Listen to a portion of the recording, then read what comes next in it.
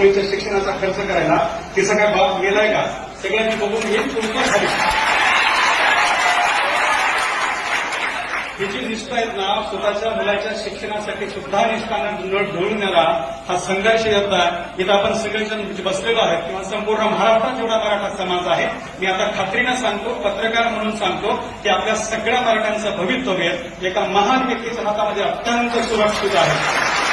त्यामुळे आपण निश्चित राहिलं पाहिजे. हा जो लढा आहे आरक्षणाचा तो मनोज जरांगे निश्चित पूर्ण करणार आहे आणि आरक्षणाच्या लढ्यावरतीच ते थांबणार नाही. तर ज्या वेळेला मराठा समाजाच्या आरक्षणाचा प्रश्न सुटणार आहे त्यानंतर शेतकऱ्यांच्या हिताचा, शेतमालाच्या भावाचा लढा ते संपूर्ण देशभरामध्ये उभा करणार आहे. ते पुढच्या भविष्यातला तो लढा आहे आणि तो जेव्हा लढा समोर येईल त्यावेळेला या देशातला प्रत्येक शेतकरी सुखी समाधानी झाल्याशिवाय राहणार नाही.